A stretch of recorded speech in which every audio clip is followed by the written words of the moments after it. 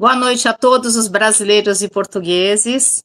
É uma alegria imensa para mim estar com a doutora Silvia hoje, que participa pelo segundo ano consecutivo do Festival Internacional Grito de Mulher. O ano passado, a doutora Silvia me fez uma surpresa, porque ela trouxe uma poetisa que conquistou um espaço muito importante num desses, acho que é Got Talent, né, Silvia? Em Portugal, e ela conseguiu essa posição com uma poesia. Então, o ano passado foi muito emocionante para nós, porque nós falamos sobre a poesia, do que é ser mulher, conseguimos que a Maria Caetano participasse conosco naquela ocasião, e foi muito emocionante para nós. E esse ano, como não poderia deixar de ser, a doutora Silvia prontamente aceitou o convite para participar novamente do festival, e esse ano com uma temática bastante sombria, digamos assim, né? Porque o ano passado, apesar de nós falarmos de situações das mulheres dentro de um contexto da arte, né? O tema foi Arte é Meu Grito, e aqui no Brasil nós fizemos uma homenagem a Julieta Hernandes. Esse ano o festival trouxe um tema que eu confesso que deixou assim todo mundo muito abismado. Não teve uma pessoa com quem eu não tenha falado sobre o tema do festival e não tenha se sentido assustado, não é? O ano passado, só para já começar a contextualizar, eu participei da Bienal do Livro e eu conheci o pessoal da Play International. E a Play International faz um trabalho com meninas em situações de vulnerabilidade social. E elas me apresentaram um material que, assim, eu fiquei por muitos dias, eu acho que até cheguei a comentar com a doutora Silvia, que no Brasil, o Brasil ocupa a sexta posição como países com maior número de casamento infantil. E o que me chamou a atenção quando eu comecei a pesquisar esse assunto, né, é que eu encontrei um outro material falando que o Brasil hoje está na quarta posição e que 40 meninas por dia se casam aqui no Brasil, né? Mas nós estamos falando de dados oficiais. Nós não podemos esquecer a quantidade de relações informais que tem aqui no Brasil, não é? E aí nós trouxemos, durante todo esse mês, uma série de discussões sobre a questão dos direitos, a questão da ação dos agentes públicos, a questão histórica dessa situação aqui no Brasil. Ouvimos os trabalhos que o pessoal da Play International faz, o pessoal da Bibliaspa, acolhendo as refugiadas afeganistãs lá do Afeganistão, que tem isso como um contexto cultural, né, e legal. E aí, aqui no país, ainda que você não tenha isso permitido por lei, né, porque tem uma lei que protege as meninas com menos de 16 anos são obrigadas só conseguem casar com autorização dos pais, ainda tem todo um processo muito burocrático nessa questão. Nós não tivemos ainda essa reflexão que hoje a doutora Silvia vai trazer, não é? Qual é o efeito psicológico, doutora Silvia, para uma menina? E aí nós estamos falando, quando nós falamos de meninas, tem históricos aí ao redor do mundo, e não é só uma realidade do Brasil, que tem meninas de 6 anos se casando com homens de 60. Né? É surreal. Nós separamos alguns materiais, nós fizemos até uma ação numa escola, mas eu quero falar disso num outro momento. Eu só quero dar essa introdução para que as pessoas entendam a seriedade desse tema. E foi muito curioso, porque assim, algumas pessoas olhavam para mim e falavam assim, mas o Brasil não pode estar na sexta posição, ou na quarta posição, enfim. E até algumas que participaram do Sarau de Poesia, elas foram pesquisar o tema e voltaram realmente assombradas e trouxeram essa questão. Então, doutora Silvia, eu queria conversar um pouco com a senhora hoje sobre essa questão dos efeitos psicológicos de um matrimônio infantil. Tá? E, se possível, doutora Silvia, eu queria conversar um pouquinho com a senhora desde a questão do que acontece com essas meninas, né, até como é que isso acaba se desenvolvendo na vida adulta, o que elas têm de reflexo nisso. Porque às vezes nós olhamos uma mulher e esquecemos que ela já foi uma menina, e uma menina que também casou cedo. Então, a senhora deve receber mulheres aí no seu consultório que têm históricos de vida também, porque isso não é uma coisa, né, meninas casarem com 15, 16 anos, né, e até menos, isso é bem comum. Tem uma série de impactos nessa questão e eu gostaria de poder explorar esse tema, mas não só da questão, eu queria olhar essa situação como um ciclo, sabe, doutora Silvia, porque na verdade é esse o ciclo que nós estamos vivendo aqui no Brasil. Então, doutora Silvia, boas-vindas, e aí com todas essas informações estarrecedoras, eu passo a fala para a senhora.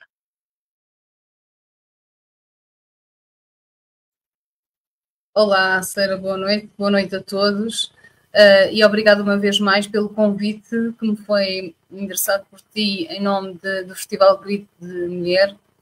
Deixa-me dizer-te que uma vez mais é sempre um sabor agridoce quando chega a data do festival, porque se é uma honra participar, é sempre também um murro no estômago, porque falamos sempre de coisas mesmo muito impactantes, e este ano a proposta que me fizeste deixou-me a pensar, porque obviamente que a minha primeira ideia foi falar sobre o impacto do casamento infantil. No entanto, achei que isso era uma realidade muito distante. Obviamente que sei que existe, mas para mim é uma realidade efetivamente muito distante. Obviamente que não quis vir abordar este assunto, como nunca eu faço, sem pesquisar primeiro, quando não estou à vontade com o assunto em questão, e tive a curiosidade de perceber não só a nível mundial, mas a nível nacional o que é que se passa, e infelizmente tive uma desagradável surpresa, porque obviamente que isto, comparativamente com o Brasil, não é, que é um país enorme, estes números que te vou referir são muito pequeninos, mas para mim são gigantes, porque qualquer número a mais do que zero seria um horror. E descobri que nos últimos anos tivemos cerca de 836 crianças em Portugal, crianças, ou seja, menores a casar, e portanto eu achava que isso era uma situação que já não existia, ou que pelo menos no nosso país não existia, e fiquei mesmo muito surpreendida com esse facto. Descobri também com algum agrado que muito recentemente, ou seja, no passado dia 24, segunda-feira, o nosso Presidente da República promulgou o decreto-lei que proíbe então o casamento de menores. E com o casamento de menores fala-se de qualquer pessoa que tenha menos de 18 anos, porque obviamente que se considera que qualquer indivíduo com menos de 16 anos não é autónomo para qualquer tipo de decisões importantes sobre si próprio, que não se consegue gerir a si próprio, não faz qualquer sentido dar autorização para um casamento, mesmo que este seja consentido pelos pais, porque isto leva-nos imediatamente a pensar então que essa vontade, que mesmo sendo da própria pessoa, não é consubstanciada, não tem estrutura suficiente para promover uma decisão, se for aceito pelos pais, terá a ver com uma vontade de outros adultos, não é? Neste caso os pais, que não da própria pessoa. Depois, para além disso, claro que tive a curiosidade de perceber no Brasil como é que as coisas se passam, e efetivamente percebi isso. E quando estavas a falar do sexto lugar, eu tinha realmente visto que, entretanto, infelizmente, passou para o quarto lugar a nível mundial, e isso é mesmo muito assustador. E como te digo, antes de avançar mais, e vou-te deixar aqui então o rep para me fazer as perguntas que entenderes, isto por si só é assustador, não é? Pensarmos que alguém não pode sequer, não tem estrutura, não é considerado maduro o suficiente, não é considerado responsável o suficiente para, por exemplo, ter a licença para conduzir, pelo menos aqui em Portugal, não é? Não consegue, por exemplo, ou não pode, por exemplo, viajar sem consentimento, não é? Há uma data de situações que a mim me parece que não ferem, que não magoam, que não alteram a estrutura mental de uma pessoa e, no entanto, são proibidas. E um casamento é permitido, não é? Muitas vezes sob a desculpa ou a justificação, melhor dizendo, de religião, de etnia, de costumes, de tradições. No entanto, mais do que tudo, é mesmo importante perceber quais são os impactos que isso tem em cada um de nós. E se nós pensarmos sempre, não é? Porque acho que isso nos humaniza, trazermos para nós, trazermos para o nosso exemplo, se pensarmos que é um dos nossos, que é um dos nossos filhos, que é uma das nossas filhas, então percebemos melhor a dimensão e se aproxima-nos mais da problemática. Não quero sequer, tento não o fazer, apesar de precisar de o fazer, não é? Por uma questão não só profissional, mas de responsabilidade social, mas não gostaria de ter que imaginar uma filha minha menor a dar esse passo, Soira. Bom, Silvia, então, assim, eu já vou te trazer, nós estamos falando de estatísticas, não é? De números, de informações que você vai buscando na internet, de documentários. A Plan International fez um documentário fantástico que eu acho muito interessante, quem tiver curiosidade de assistir, mas você consegue encontrar vários vídeos no YouTube tratando dessa questão do matrimônio infantil, e eu posso dizer, tem coisas ali que são extremamente dolorosas de se assistir. E aí nós estamos falando desses exemplos já na prática. Mas aí eu quero trazer, doutora Silvia, uma situação que nós vivenciamos aqui, né? Terça-feira passada, eu, a Simone Araújo, o professor Roque Pereira e a psicopedagoga Paula Gislaine, nós fomos fazer uma ação numa escola lá em Itapevi, né, para falar sobre o tema do matrimônio infantil. É uma escola que tem um alto índice de vulnerabilidade social, e assim, a Paula, né, que faz um trabalho fantástico junto a essas escolas, ela comentou comigo, ela falou, Soira, eu acho que isso seria um tema muito importante nessa escola, porque a diretora comentou que há um grande número, assim, o número de evasão escolar de meninas por gravidez é gigantesco. E aí nós fomos até essa escola. Então, para você ter uma ideia, a diretora elegeu alunos do 7º e 8º ano, então ali uma faixa etária de 13 a 15 anos, mais ou menos, não é? E aí, Silvia, você vê, era um total de 8 salas. São 7 salas de 7º ano e somente uma de 8º ano, que é o pessoal que já está ali na faixa entre os 14 e 15 anos, não é? Aí, quando eu fui, eu falei, bom, deixa o pessoal ficando com as outras salas, eu vou começar com a de 8º ano. E eu fiquei pasma de ver, Silvia. Era uma sala que caberiam, sei lá, eu acho que em torno de umas 40 crianças, adolescentes ali, não é? Eu acho que devia ter 20, Silvia. E uma única sala de 8ª série. Então, por essa informação, você já consegue medir que eles saem de 7 salas de 7º ano e só tem uma sala de 8º ano. Então, aí também podem entrar questões da evasão também por começarem a trabalhar mais cedo, apesar de que a lei também proíbe. Mas, diante da informação que foi trazida pela diretora, é assustador você pensar que você tem uma única sala de 8º ano e com um número de alunos ali em torno de 25, sabe, Silvia, no máximo, no máximo. E foi muito chocante para mim ouvir as outras histórias, né? Quando a Simone Araújo foi fazer uma dinâmica numa sala, um aluno falou para ela, eu sou filho de uma, minha mãe me teve com 13 anos, então eu sou filha de uma dessas meninas, né? E assim, eu estou te trazendo uma coisa que não é números, não é um documentário, é uma experiência que nós tivemos em loco, Então, é uma coisa que choca. E assim, eu pedi para que eles dessem alguns feedbacks, né, e do que eles tinham refletido sobre algumas coisas do que eu tinha trazido naquela conversa. E aí você vê temas assim muito pesados, né? Não à violência, não ao estupro, não ao abuso.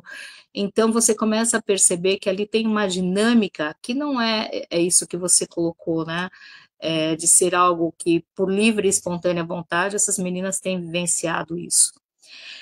Eu queria que você falasse um pouquinho, Silvia, eu acho que até assim, dentro do conhecimento que você tem domínio, que é como é que são essas fases de formação aí?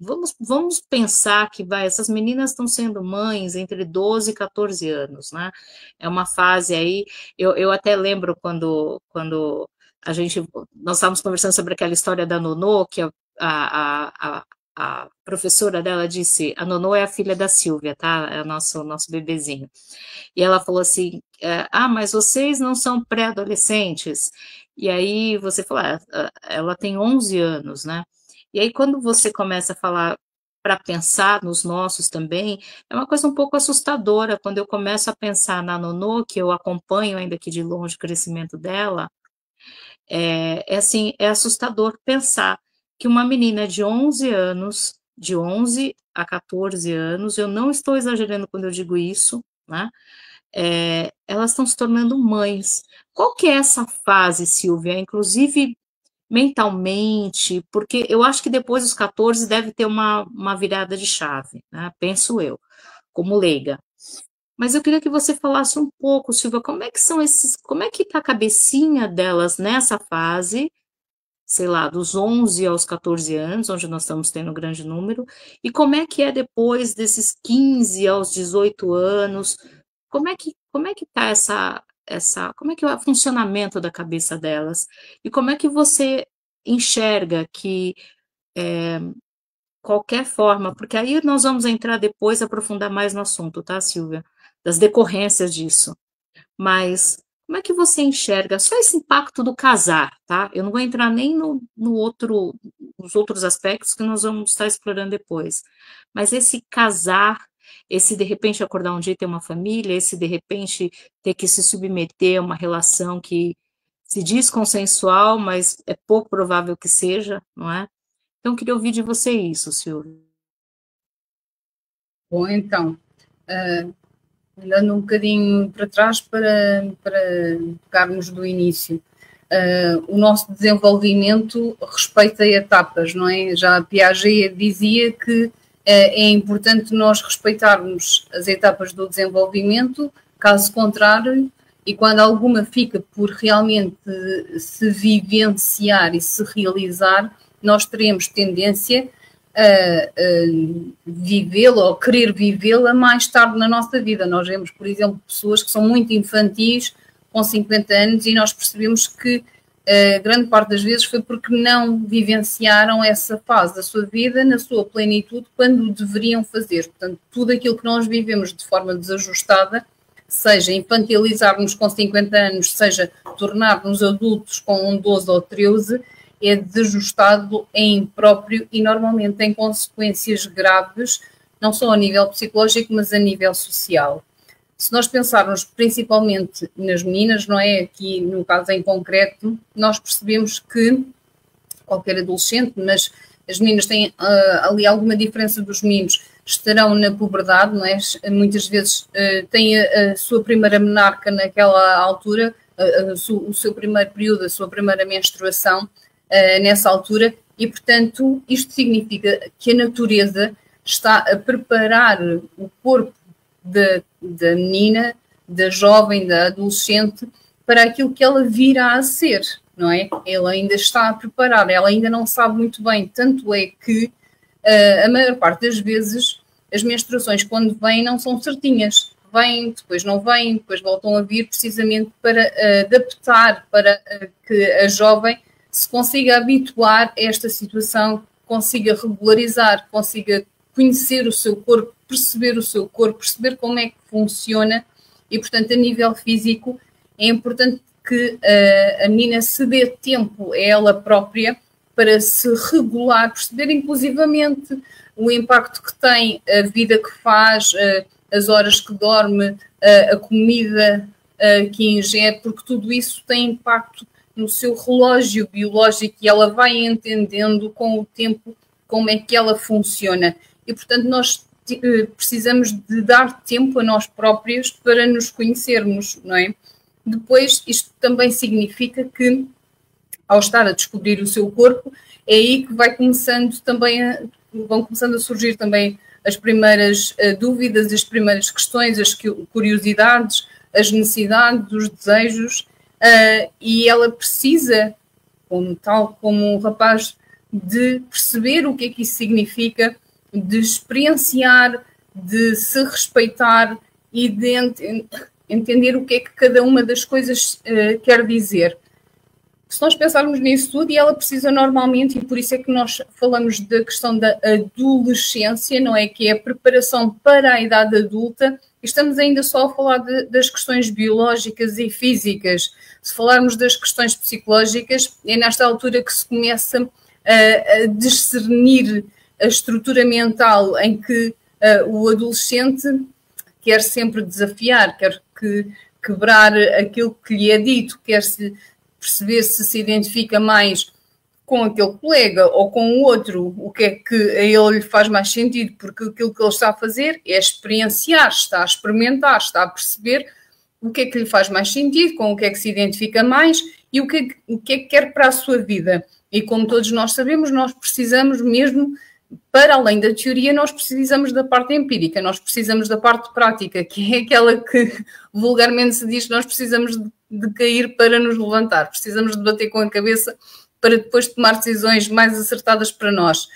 Como é que alguém com 13, 14, 15 anos consegue tomar uma decisão para a vida, não é? Uma decisão de responsabilidade, que é casar com alguém, se ainda nem sequer sabe o que é que as coisas significam, não é? Nós, para além disso, e aquilo que mais me importa a nível psicológico, é nós aprendermos sobre nós próprios, porque só assim é que nós conseguimos atribuir significados corretos, só assim é que nós conseguimos perceber o que é que as nossas emoções significam e o que é que os nossos sentimentos significam. E só a partir daí é que nós conseguiremos tomar decisões melhores para nós, até porque nós sabemos, já nós, os adultos, que nem sempre aquilo que nós mais desejamos é aquilo que é o melhor para nós, não é? E é muito diferente daquilo que nós queremos, daquilo que nós precisamos para a nossa vida. E é praticamente impossível. Uma adolescente com 13, 14, até 16 anos, porque infelizmente as gerações estão a ficar cada vez mais infantilizadas, isto tem a ver com aquilo que nós já falámos muitas vezes em vários programas, tem a ver com a falta de consequências que são dadas aos nossos filhos, com a facilidade e o facilitismo com que os adolescentes são educados e, portanto, isto anda precisamente ao contrário, não é? Nós estamos a infantilizar, não estamos a torná-los mais adultos, não estamos a torná-los mais responsáveis, não estamos a torná-los mais conscientes das suas próprias decisões e, portanto, como é que nós podemos colocar alguém que deve estar em pé de igualdade com outra pessoa a tomar uma decisão para a sua própria vida, que me diz a mim que, à partida, essas duas pessoas, esse casal, são pessoas autónomas, não é? Que vão passar a tratar da sua própria vida quando, à partida, nem um nem outro tem maturidade. E isto é se estivermos a falar de pessoas com idades próximas. Mas, infelizmente, aquilo que se passa nem sequer é isto. Nós estamos a falar numa percentagem gigante de meninas muito mais jovens, às vezes com 50 anos de diferença do seu marido, em que é impossível haver equidade, é impossível que a maturidade seja a mesma, é impossível que a liberdade financeira seja a mesma, que ela não dependa dele financeiramente, que ela não dependa dele socialmente e que mesmo na sua maturidade, na sua liberdade, no seu poder de decisão, consiga sequer ter voz. Obviamente que não estamos a falar da liberdade da mulher, nem sequer da adolescente, e isto diz-nos já que estamos a colocar, porque é aquilo que está não só estudado, mas está comprovado, em que a partir do momento que temos alguém, qualquer ser humano, que não está em igualdade de circunstâncias com outro e que isso priva de qualquer uma das suas liberdades, esse ser humano está em risco.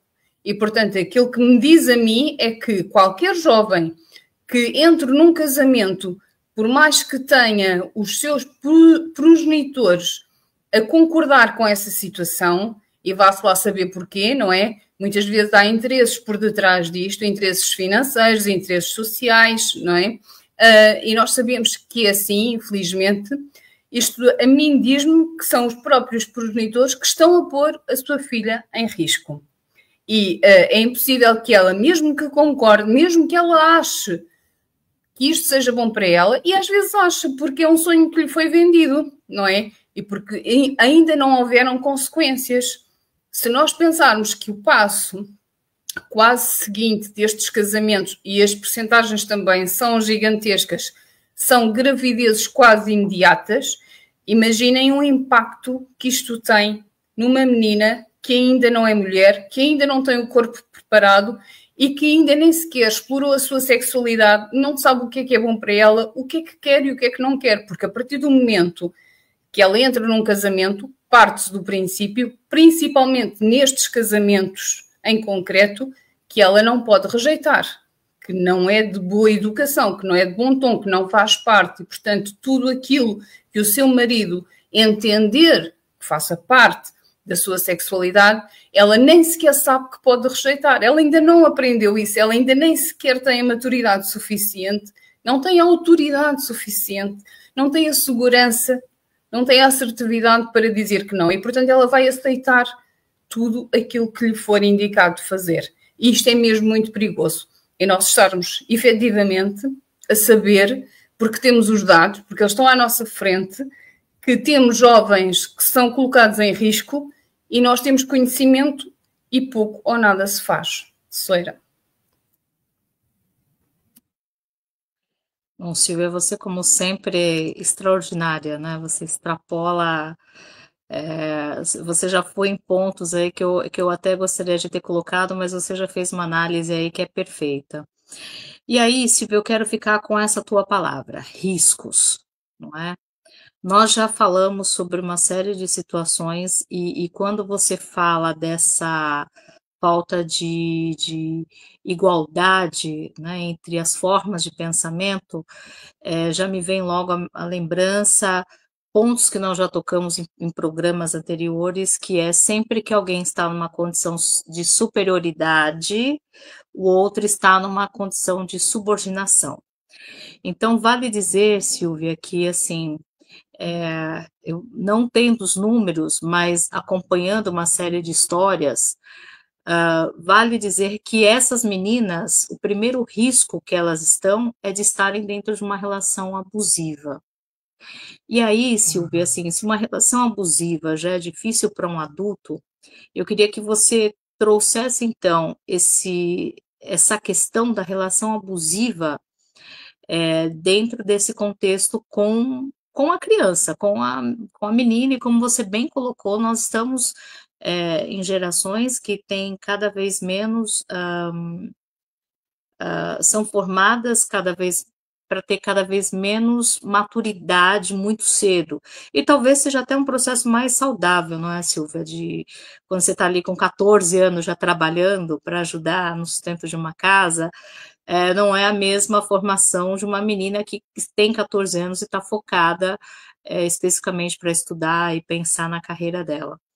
Mas, Silvia, assim, eu queria puxar essa palavra de risco, queria deixar essa palavra do risco, já vincular as relações abusivas e as consequências disso, principalmente depois que a menina engravida, mas eu queria também puxar uma outra fala, já deixar essas duas coisas com você, assim, você trouxe essa situação dos pais, não é? E aí, mundialmente, você vê essa situação, né, de pais que estão em determinadas regiões, que vendem as filhas para ricos agricultores, enfim, porque ele não tem como não fazê-lo, né?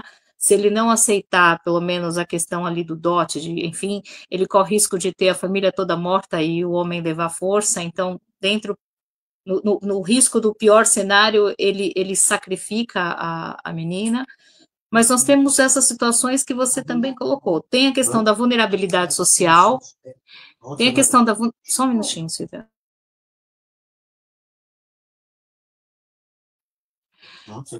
A questão da vulnerabilidade social,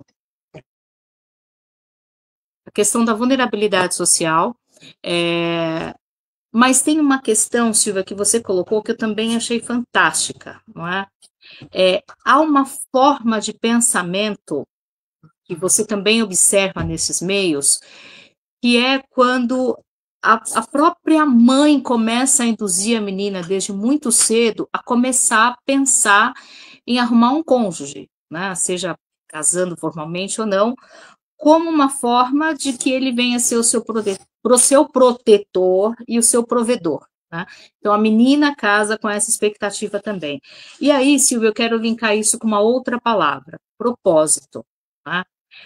Será que essas questões também não estão vinculadas à falta de propósito?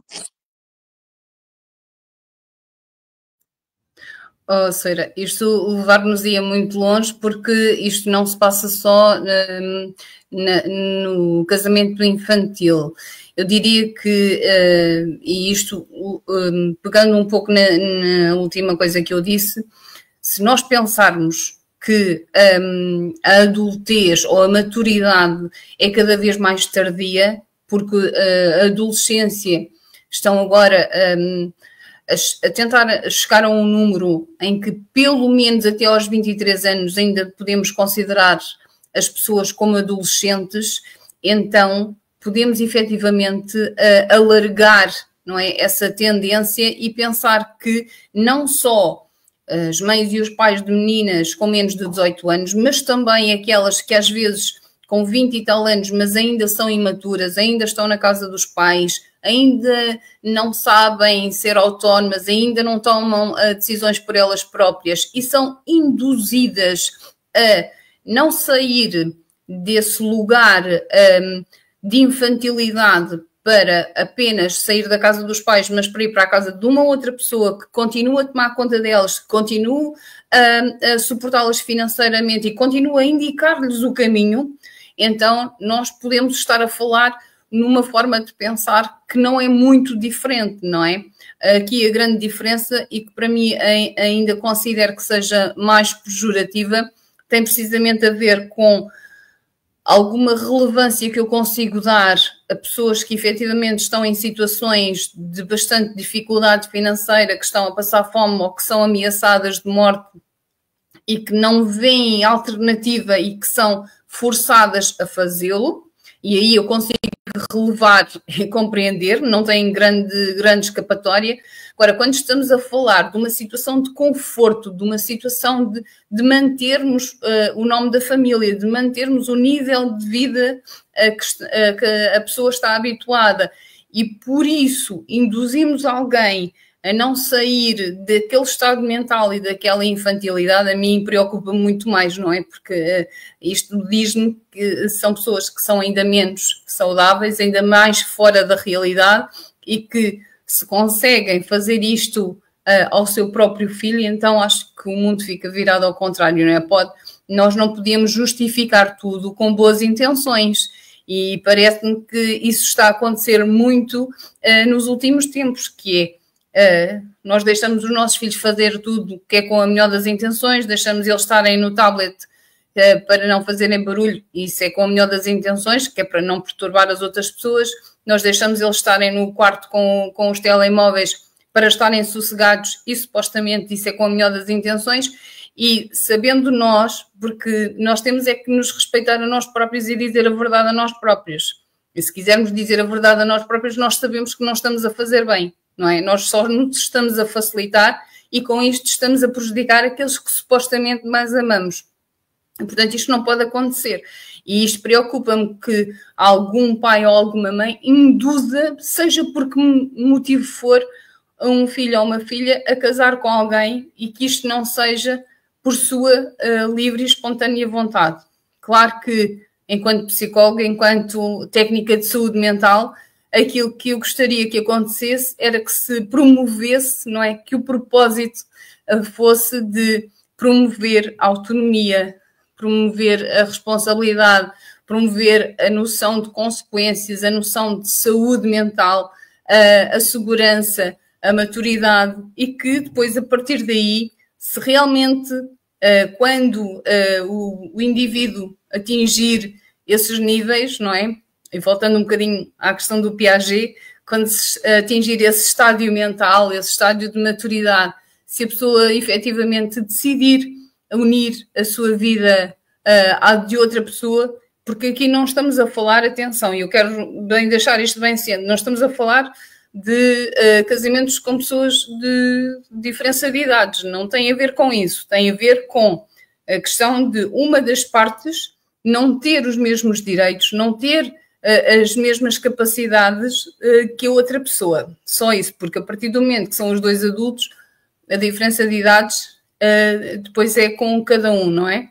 E é isto que eu gostava mesmo, só para terminar, de voltar a referir, tem a ver com nós termos alguém que está numa situação de fragilidade e que, portanto, é sempre duvidoso qualquer decisão que alguém tome numa situação de fragilidade. Todos nós já tomamos decisões muito erradas em alturas de maior fragilidade da nossa vida porque achámos que não tínhamos opção.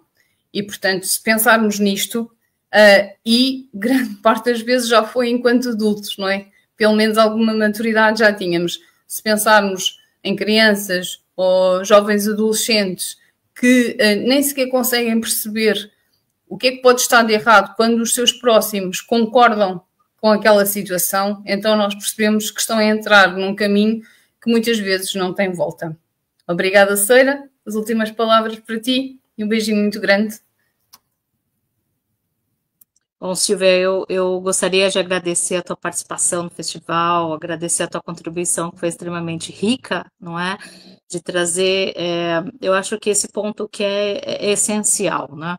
Você coloca uma pessoa que não tem a mesma capacidade intelectual, a mesma experiência de vida, dentro de uma situação que vai ser seguramente abusiva, e quando nós pensamos em relações abusivas, nós temos aí todas as espécies de violência física, emocional, psicológica, patrimonial, digital, emocional, enfim, não é? Essa menina vai estar submetida a todas essas coisas, com um problema ainda maior, porque vai ser uma criança cuidando de uma outra criança, como você bem colocou, porque a grande questão depois de relacionamentos como esses é uma gravidez precoce, principalmente porque a menina não conhece seu corpo e não sabe nem o que está acontecendo ali, não é? E uma coisa que me chamou muito a atenção quando eu assisti os documentários e os vídeos, Silvia, assim, a vontade que elas tinham de ser simplesmente crianças. Elas queriam ir para as escolas como outras crianças, elas tinham, por exemplo, gratidão com essa figura do protetor que as acolheu, mas o sonho de todas elas era conseguir ir para a escola e estar com as outras amigas ali, simplesmente estar, de adquirir conhecimento, enfim. E você trouxe uma fala, Silvia, que é uma coisa extremamente importante, né? Muitas vezes nós vemos e nós nos calamos. E você também trouxe um ponto que eu achei de extrema relevância quando você diz, parece uma realidade distante, mas às vezes ela está ao nosso lado. Então, é importante nós estarmos atentos. E aí, eu penso muito nessa experiência que eu tive, por exemplo, na terça-feira, e disso que você acabou de dizer agora, é que é importante alimentar nessas nossas meninas que elas têm a possibilidade, sim, de ter outros propósitos na vida, de que o casamento não é a única alternativa para elas e que elas podem, sim, ressignificar, romper ciclos, né? Elas não precisam repetir as histórias que vêm de gerações, né? Porque normalmente isso são ciclos que vêm acontecendo em gerações seguidas. Elas podem romper esses ciclos, mas é muito importante, Silvia, acima de qualquer coisa, e você sabe disso, né? Não importa qual a idade que nós estejamos, é sempre muito importante não se sentir sozinho, não é? Então, eu vejo que o acolhimento é essencial. eu fiquei muito com a sensação, várias coisas ali vêm na nossa cabeça, enfim, mas eu acho que uma das coisas que mais me chamou a atenção, principalmente nessa sala de oitava série, é que eu notei que as crianças, elas ficaram impressionadas quando alguém diferente apareceu ali. Alguém diferente apareceu para contar algo novo para elas. Então elas tinham uma novidade. Além de ter uma novidade, elas se sentiram olhadas. E eu achei tão curioso, porque, como eu te disse, né, a sala estava bem vazia. Então tinham desses adolescentes, enfim, que eles. Só um minutinho, Silvio.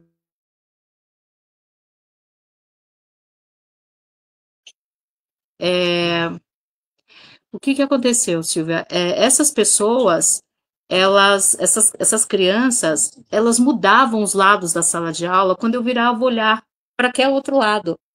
Então elas saíam porque elas queriam ficar sentadas ali, elas queriam que eu as olhasse a todo momento, não é?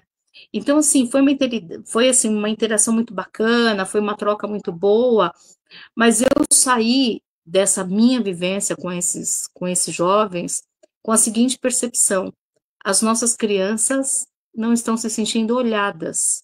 Assim, uma coisa simples. Nós não precisávamos nem ter feito toda a dinâmica que nós fizemos. Bastava que nós estivéssemos ali e conversássemos com elas e mostrasse que elas são importantes e que elas se sentissem olhadas. Então, fechando esse festival e já agradecendo a todo mundo que participou, foram inúmeras pessoas, eu achei fantástico, porque muita gente abraçou isso sem hesitar, não teve uma pessoa com quem eu conversei, Silvia, que colocou algum tipo de, ai, mas eu não sei, algumas ficaram em choques e disseram, eu vou fazer o meu melhor. Então, cada um deixou sua contribuição, cada um falou, abriu espaço e trouxe o tema para discussão, porque é de fato algo que realmente exige coragem e estômago, né? Quem pesquisou, quem foi atrás, quem olhou, as pessoas foram unânimes. Mas eu queria chamar atenção para essa experiência. As nossas crianças estão precisando serem olhadas. Olhadas. Talvez seja isso que você falou, muito celular, muita televisão. Eu queria só dizer uma coisa, só mesmo para terminar, que me esqueci, que tem tudo a ver com aquilo que estás a dizer. Obviamente que quando nós estamos a falar em casamento infantil, grande parte das vezes estamos a falar num destino mais ou menos traçado, em que não há muita volta a dar, o que não significa, e gostava também que ficasse aqui esclarecido, se alguém estiver a ouvir e que esteja nessa situação, que apesar de parte da sua vida ter sido hipotecada, não significa que não possa sair da situação, que não possa pedir ajuda para sair da situação. No entanto, quando nós estamos a falar efetivamente de crianças e de adolescentes que só precisam de ser olhados, é isso mesmo, Soeira, é isso que é o importante, e nós percebermos que mesmo para os pré-adolescentes e adolescentes que não têm esse destino traçado, que não têm um casamento marcado, continua a haver uma hipersexualidade que não tem que existir, não tem a ver com puritanismo, não tem a ver com um olhar antiquado, tem a ver efetivamente com uma não preparação, uma não maturidade dos adolescentes para isso, e que grande parte das vezes essa busca, essa necessidade por sexualidade está completamente enviesada, e que tem a ver com uma carência afetiva, com o não olhar por parte daqueles que lhe são próximos, nomeadamente pelos pais, e que faz com que se procurem afeto, carinho, carícias e intimidade nos lugares errados.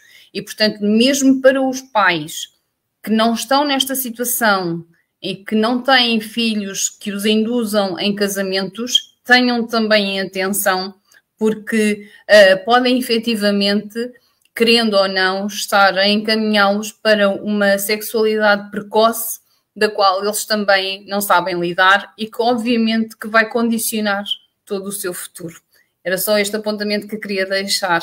Soeira, um grande beijinho para todos, e uma vez mais, muito obrigada pelo vosso evento, pelo vosso esforço, e pelos convites que fazem, que eu acho que são mesmo muito pertinentes, e não é à toa que todas as pessoas, mesmo no meio da correria das suas vidas, se disponibilizam para também fazerem parte deste grande evento. Muito obrigada uma vez mais, Soeira, por estares à frente disso, não é? Por dares a cara e por seres o motor também desta situação. Um grande beijinho para ti e para todos. Bom, então eu vou encerrar a nossa fala de hoje agradecendo ao festival a coragem que elas tiveram, né, de trazer esse tema, o festival trazer esse tema que é tão difícil, a coragem das pessoas que abraçaram esse tema e deixar como mensagem o lema do festival, né? Matrimônio infantil não é um jogo. Então, Silvia, muito obrigada pela tua participação e o ano que vem, em março, tem mais Festival Grito de Mulher.